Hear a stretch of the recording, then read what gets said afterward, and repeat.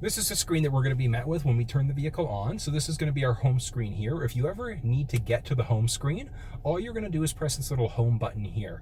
We've got a couple buttons at the bottom here. One to point out is that this vehicle that I'm in right now, it does have the I should say, the factory navigation built in.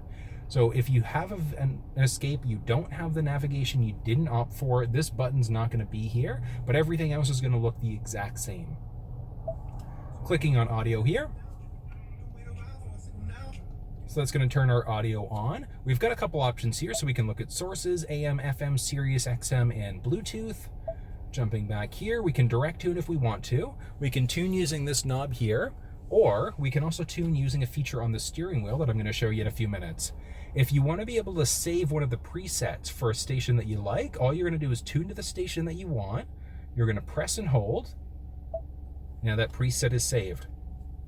Looking here, we've got phone now. Very, very simple in order to be able to add the phone in. We're going to hit the add phone button, pull your phone out, make sure Bluetooth is on. It's very, very straightforward here. I've got a couple other videos that I've done that have shown how to add phones to Sync3 vehicles. When it comes to navigation, we can search. So you can search for the place that you'd like to go.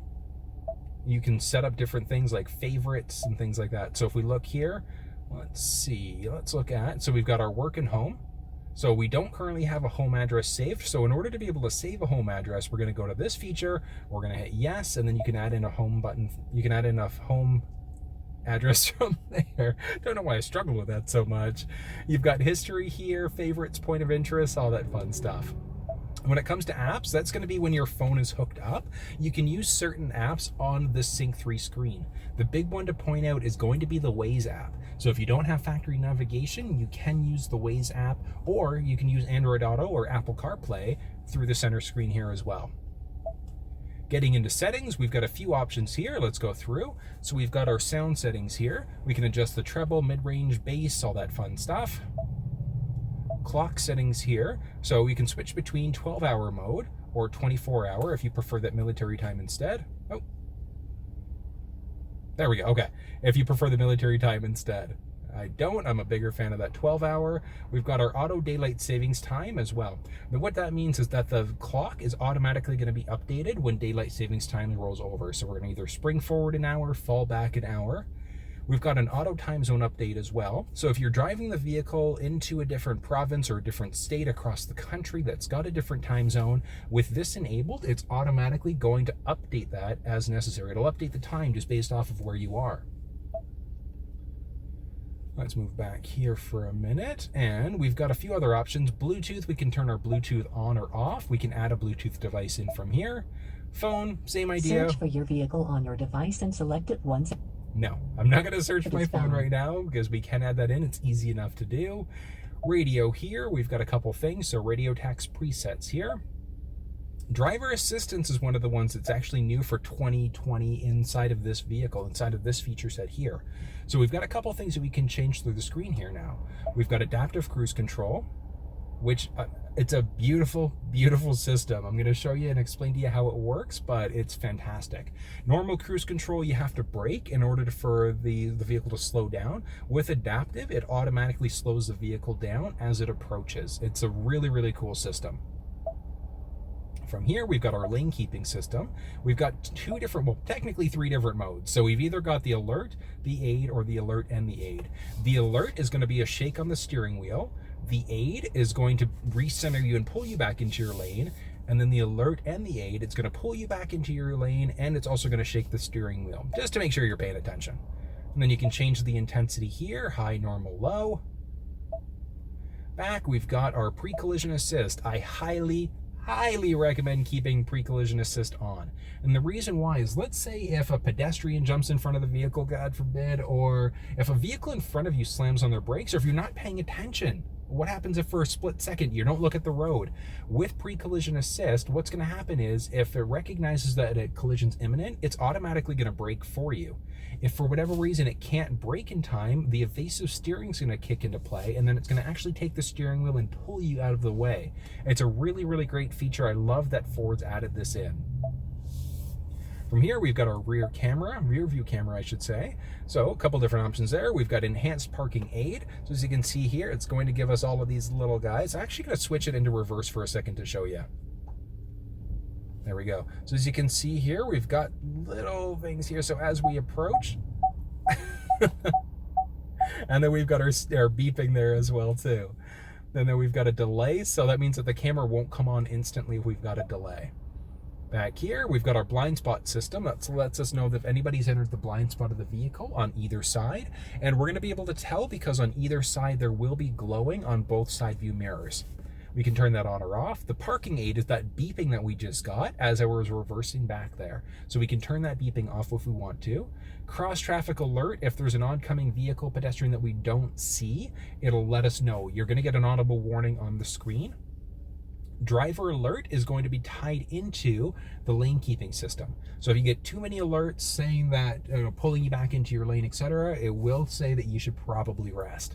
Traction control, we can turn that off from here as well. Now here we've got some options for the vehicle. So we can set the idle here. Easy entry exit, perfect.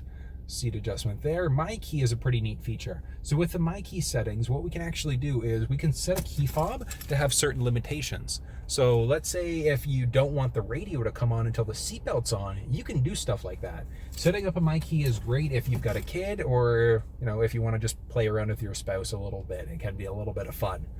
A couple other things, serial number, remote start setup.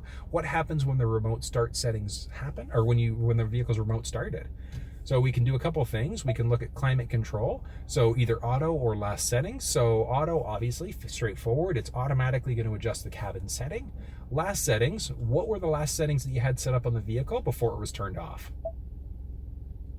Seats and wheel, when the vehicle is remote started, what happens? Automatically, which means it's going to adjust based off of the fob there. And then duration, how long does it stay on for? 5, 10, or 15 minutes? And then back there. A couple other options, we've got wipers now. Courtesy wipe, when the vehicle's first turned on with courtesy wipe, it's going to give you one wipe across. I don't recommend keeping that one on, especially wintertime driving in Canada. Terrible idea. Reverse wiper, you want to make sure that the wiper is activated there.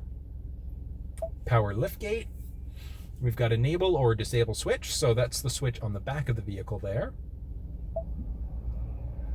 Lighting, and that's going to be for a few different types of lighting here. So we've got auto high beams, which again, keep that on. That feature is amazing. You can manually turn the high beams on if you want to, but auto high beams automatically going to adjust the high beams intensity even too. It'll turn them on and then it'll adjust the intensity if you've got an oncoming vehicle. It's a great feature. And then our auto lamp delay, so those are going to be the headlamps. Are they coming on within 10 seconds, or they're turning off within 10 seconds, 20 seconds, 120 seconds, etc. Locks, couple options there. We can set up, so this is specifically going to be for a few things. So we've got remote unlock, auto unlock, intelligent access as well. So these are some really neat features. The auto unlock here is going to automatically unlock the vehicle as it senses the key fob there. And then a few other things can be adjusted from here. Scrolling down, and then we've also got the door keypad code as well. That's the one I was looking for.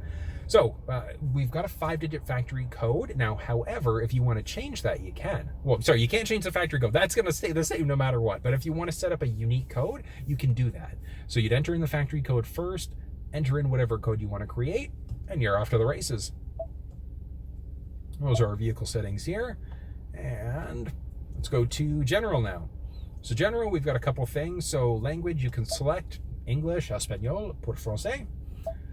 And from here, we've got our temperature. So we can go Celsius or Fahrenheit. We can go, so as of right now, we're in Canada, so we're kilometers and liters per 100. You can also go miles per gallon there as well. Tire pressure units, how's that measured? PSI, makes sense, keep it there. Touch button beep.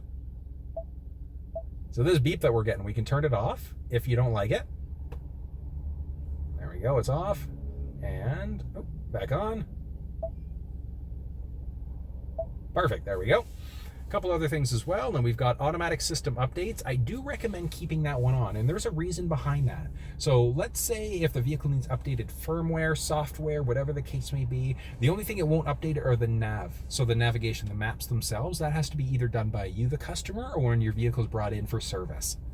Automatic system updates, you have to make sure that the vehicle is connected to Wi-Fi at home in order for that feature to work. And then just some basics about Sync. If you ever need to reset the screen for whatever reason, just the reset button here. So let's say if you're selling your vehicle, hop into general settings, reset, you're good to go. From here, we've got Wi-Fi, so I do recommend setting the vehicle up for Wi-Fi at home so that it can automatically run those updates as necessary. 911 Assist is going to be tied into your cell phone when you hook the vehicle, or your phone up, I should say, to the vehicle. Automatic updates, straightforward, we went over that a second ago there. Mobile apps, if you've got your phone connected, you can use apps such as the Waze app directly through the center console screen here. When it comes to the display button here, we can turn it off. We can turn it to a more calming or relaxing screen. Let me show you what that looks like. Touch in order to be able to turn it back on there. Now we're at the home screen. Okay, let's go back to settings here. We've got our display, a couple options here. You can switch between modes. So if you prefer the nicer nighttime mode, let me show you what that looks like here. Let's close that out. That was going to take a second to update. There we go. So if you prefer the nighttime mode, I think it looks pretty damn sharp. So you can switch it out to the nighttime mode or auto, which means it'll automatically adjust between the daytime or the nighttime, just depending on what time of day it's at. And let's go back here. It's just, there we go, perfect. And we've got a couple other things here. So voice control, advanced mode, phone confirmation, voice command list. What do each of them mean? Okay, I want you to listen for a second. I'm going to press the voice command button on the steering wheel. Okay, so as you can see here, actually, let me press that again. We've got a command list here. So this is our command list. If you don't like this coming up on the screen, you untick that. Phone confirmation is currently off. So what that means is that if you make a phone call using the vehicle, if the phone confirmation is off, it's just going to dial that person. Whereas with the confirmation on, it will say, would you like to call? Advanced mode, it gets rid of some of the things in between when we're changing radio stations, navigation, etc. So I'm going to turn advanced mode on. Actually, let me press the button here to show you. Tune to 94.9. Tuning to FM 94.9. Okay, so you heard that, right? Let's go advanced mode now. Tune to 97.7. So it changed stations, but it didn't give us that secondary confirmation. So that's what the advanced mode there means. You're just not going to hear as many confirmations from the computer here. Valet mode is a really, really neat feature. So with Valet mode, you enter a 4-digit combination and it essentially locks the screen out so that nobody can access the screen. So let me show you how that works here. We're just going to go 1, 2, 3, 4, set up a very, very difficult password, and done. And as you can see here, everything's blacked out now. So I can't touch anything. If the vehicle's turned off and then back on again, you still won't be able to access anything here. I think it's a really smart feature on Ford's part. And in order to unlock, we're just going to enter that 4-digit combination again. And we're back open here. Last page, we've got navigation settings here as well. So the navigation settings, pretty interesting. So map preferences, fairly straightforward. The one to pay attention to is going to be route preferences. So we can select fastest route, shortest route, whatever the case may be. But the big one we're going to look for is this one here. So if you don't like driving on the 401 or any sort of highway, if you don't like toll roads or tunnels, you can select that and it'll adjust the map and it'll adjust your route based off of whatever your preferences are here. Really, really cool feature here. And that's the basics of the screen.